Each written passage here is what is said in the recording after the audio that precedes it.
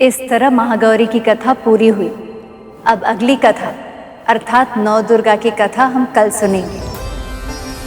चलिए आरती करते हैं।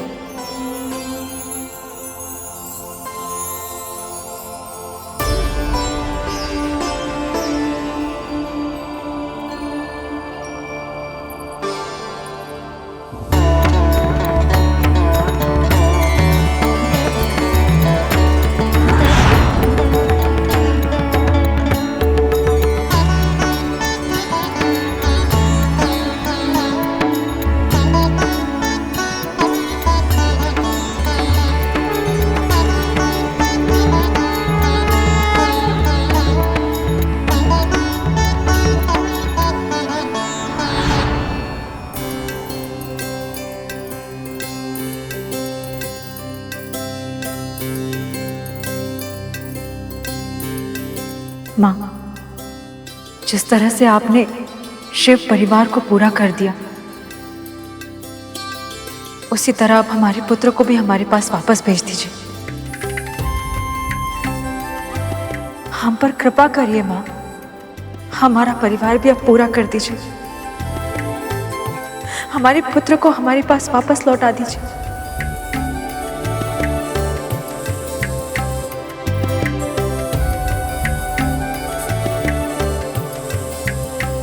यदि तुम्हारे पुत्र को लौटना होता तो अब तक आ चुका होता। नमस्ते। अरे बहन जी आप? वो मैं आपको ये बताने आई थी कि कल ना नवरात्रि की अंतिम तिथि नवमी है, जहाँ कन्याओं का पूजन करना आवश्यक है। तभी नवरात्रि व्रत का पूर्ण फल प्राप्त हो सकता है। आप चिंता नहीं ना कीजिए बहन जी, हम गांव में जाकर सभी योग्य कन्याओं को न्योता दे देंगे। आपकी इस निष्ठा को देखकर माँ प्रसन्न ना हो, ऐसा तो हो ही नहीं सकता। मुझे पूरा विश्वास है कि आपका पुत्र अवश्य लौटेगा। वो इस संसार में जहां कहीं भी होगा, आपकी स्मृति से वो यहाँ आपके पास अवश्य आएगा। किंतु मेरे होते हुए ये कभी संभव नहीं होगा। इनका पुत्र कभी नहीं लौटेगा।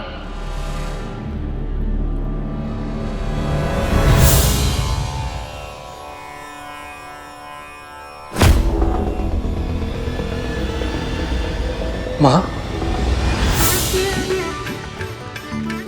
चलिए मैं चलती हूँ। जी नमस्ते।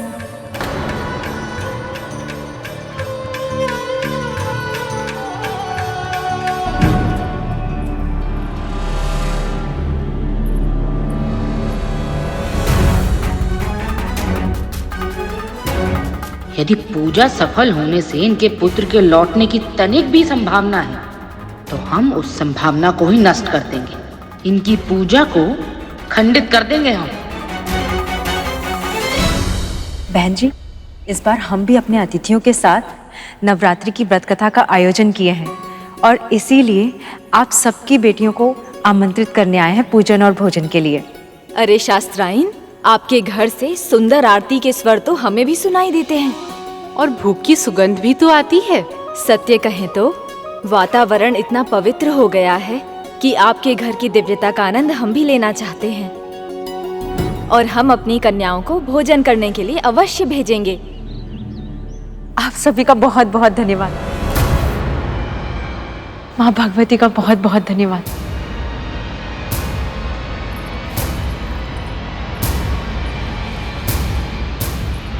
अरे चलो भी, विलंब हो रहा है।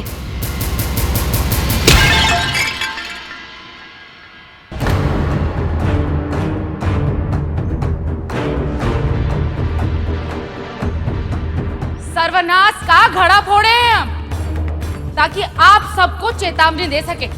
अरे कैसी चेतावनी शकुंतला? अब अपने भाई भौजाई को तो तंत्र मंत्र से बचा नहीं पाए हम, पर आप सबके पास अब भी समय है।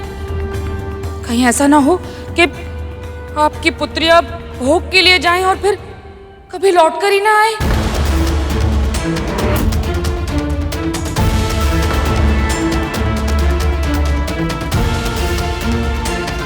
ये क्या कह रही हो तुम?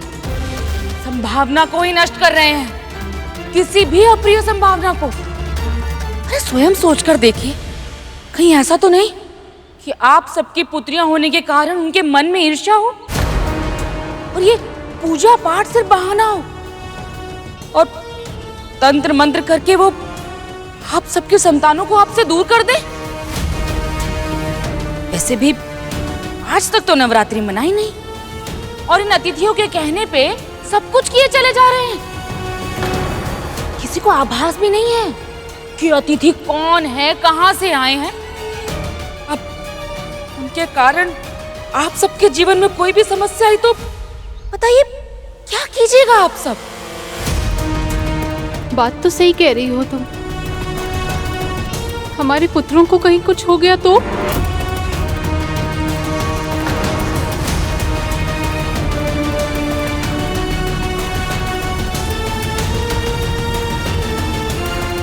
अब चेतावनी देना हमारा काम था, बाकी आप सब देख ही लीजिएगा।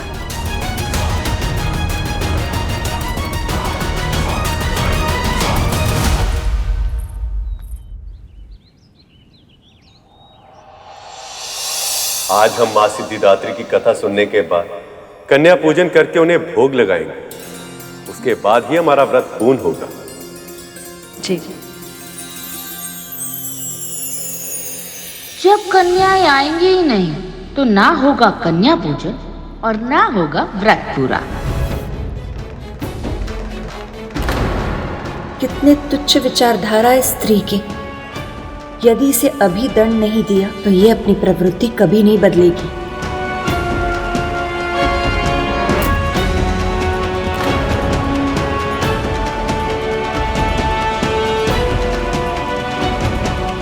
बाकी तैयारियां बाद में होती रहेंगी। अभी हम कथा आरंभ करते हैं।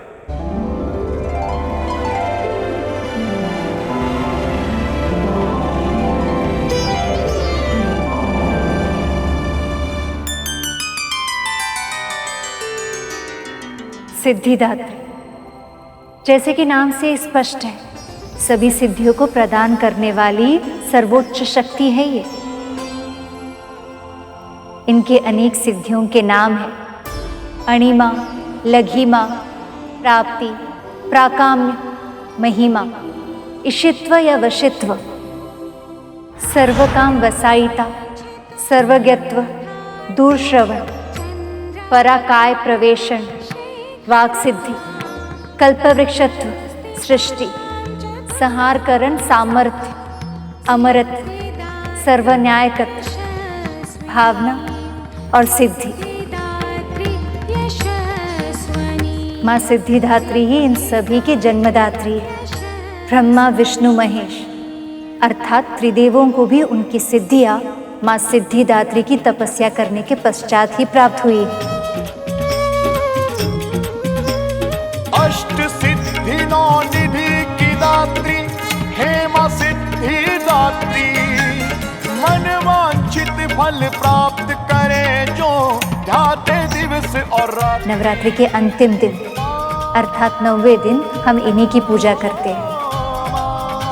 माँ का ये रूप स्त्री शक्ति की श्रेष्ठता को दर्शाता है।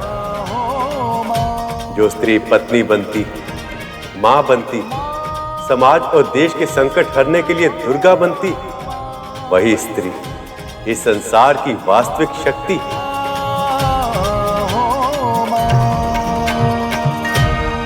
इस समस्त संसार में जो भी शक्ति विद्यमान है, उसकी स्रोत केवल और केवल स्त्री ही है। तब तो प्रभु, मैं ये जानने के लिए बहुत उत्सुक हूं कि माँ का ये रूप संसार के सामने कैसे उजागर हुआ। माँ ने ये रूप संसार को ये संदेश देने के लिए प्रकट किया था कि स्त्री ही इस संसार की सर्वोच्च शक्ति है। इसलिए किसी को भी अपनी शक्ति के अहंकार में किसी भी स्त्री को तुच्छ नहीं समझना चाहिए।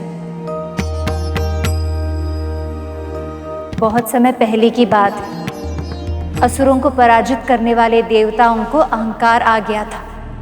वो स्वयं को सबसे अधिक शक्तिशाली समझने लगे थे।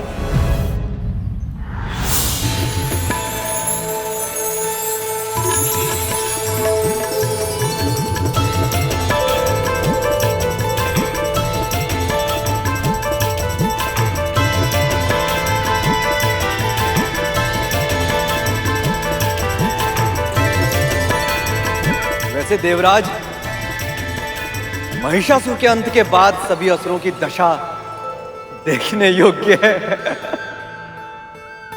सारे असुर पाताल लोक में रहने के लिए विवश हो चुके हैं। धर्म की रक्षा के लिए यह आवश्यक था वायुदेव। पृथ्वी पर अव्यक्त सुचारू रूप से चल रहा है और भविष्य के रूप में मिलने वाला आहार बिना किसी रुकावट के हमें निरंतर मिल रहा है।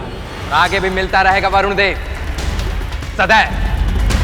क्योंकि अब किसी असुर ने हमारे सामने शीश उठाने का दुस्साहस भी किया तो हमारा बाहुबल उसे ही नहीं, समस्त असुर जाति को सूखे पत्ते की तरह कुचल कर रख देगा।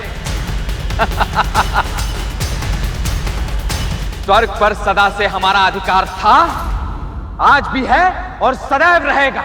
स्वर्ग पर सदा से हमारा अधिकार था, आज भी है और सदैव रहेगा। हमारी शक्ति के सामने कोई नहीं ठहर सकता, कोई नहीं, क्योंकि इस पूरे ब्रह्मांड में सबसे अधिक शक्तिशाली हम हैं।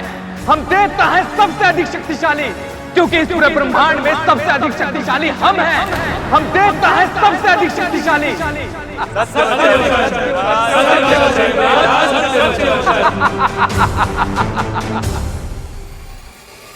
देवराज और अन्य देवताओं को शक्ति का अभिमान हो रहा है। वो भूल रहे हैं कि अभिमान तामसिक दोष है और पतन का कारण बन जाता है। पर यदि ऐसा हुआ तो संसार धर्म संकट में पड़ जाएगा। मुझे उनका अभिमान तोड़ना होगा।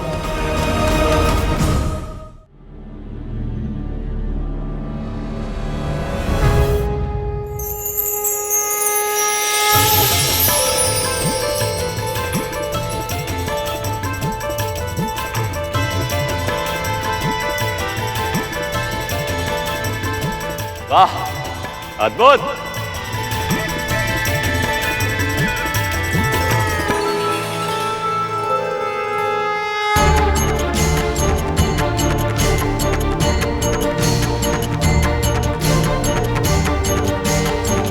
ये प्रकाश कहां से आ रहा है? सूर्य से भी तीव्र है ये प्रकाश। इसको सहन कर पाना तो मेरे लिए भी कठिन है।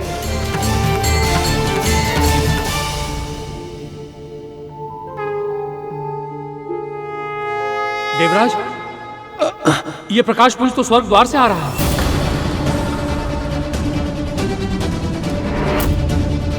क्या है ये? कहां से आया और क्यों? कहीं ऐसा तो नहीं कि फिर से कोई असुर तपस्या करके शक्ति अर्जित करने का प्रयास कर रहा है? यदि ऐसा हुआ तो देवराज, स्वर्ग पर फिर से संकट आ सकता है। तो जाइए वायुदेव, शीघ्र गति से जाइए और पता लगाइए इसकी उपस्थिति का कारण का भी और उद्देश्य का भी। जाइए। जो आज्ञा।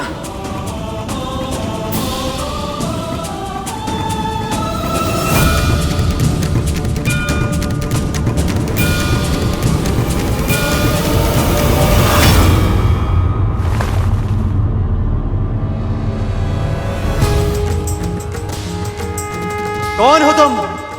उत्तर दो शक्तिपुंज, और किसकी शक्ति से संचालित हो? मैंने पूछा कौन हो तुम? मैंने पूछा कौन हो तुम? मैंने पूछा कौन हो तुम? पहले तुम बताओ तुम कौन हो? मेरे स्वर से कंपन कर रहे संसार को देखकर भी तुम्हें मेरा परिचय नहीं मिला? वायुदेव, वायुदेव हूं मैं। संसार के प्राण बसते हैं मुझ में। मैं चाहूं तो बड़े से बड़े नगर को पल भर में उड़ाकर मिट्टी के ढेर में बदल सकता हूं।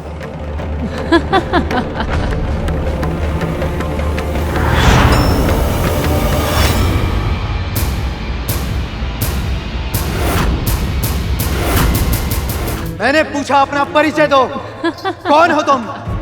और इस तरह हंसकर मेरा उपहास उड़ाने का क्या अर्थ है? उपहास मैं नहीं, आप कर रहे हैं वायुदेव। एक पत्ते तक को उड़ाने की शक्ति नहीं है आप में, और बड़े बड़े नगर को उड़ाने की बात कर रहे हैं। स्त्री! यदि आप सत्य ही शक्तिशाली हैं, तो इस पत्ते को इस स्थान से हटाकर दिखाइए। स्त्री, क्या सचमुच आज तक तुमने मेरे विषय में नहीं सुना? वायु हूं मैं, वायुदेव। और रही बात तुम्हारे इस पत्ते की, तो इस साधारण से पत्ते को उड़ाने के लिए तो मेरी आधी श्वास ही पर्याप्त है। बस बात ही करेंगे या अपनी शक्ति का प्रदर्शन भी करेंगे वायुदेव? चुनौती, चुनौती और मुझे, वायुदेव को। तो हे स्त्री, देखो अपने इस साधारण से पत्ते की दशा।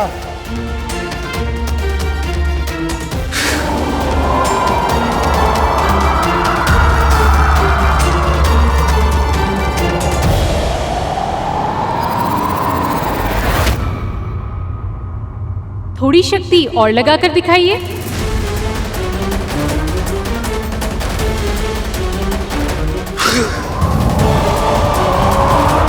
ये पत्ता अपने स्थान से हिल क्यों नहीं रहा है?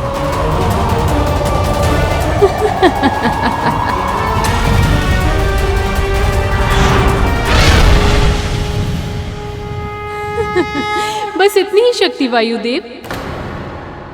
एक बार और प्रयास करके देखो।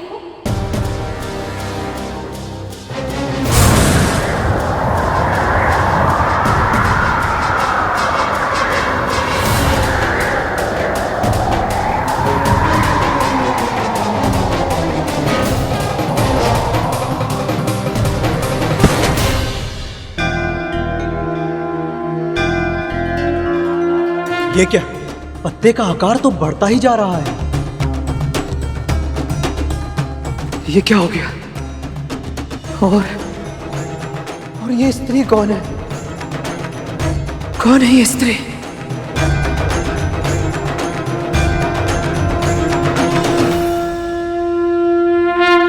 वायुदेव अपनी शक्ति का इतना भीषण प्रयोग कर रहे हैं, पर इस तेज पुंज का प्रकाश तो कम होने के स्थान पे बढ़ता ही जा रहा है। जितना पहले सोचा था, समस्या उससे अधिक गंभीर है। अब मुझे ही जाकर देखना होगा। अग्निदेव, वरुण देव,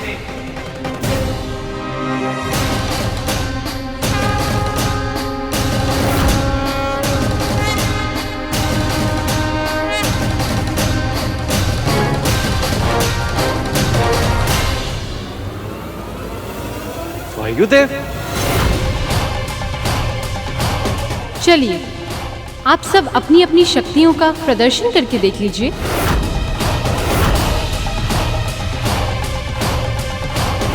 शक्ति का अहंकार विनाश ही लाता है। अब तुम देवताओं के अहंकार का अंत करूंगी मैं, और शक्ति का सच्चा स्वरूप क्या है ये तुम्हें ज्ञात कराऊंगी।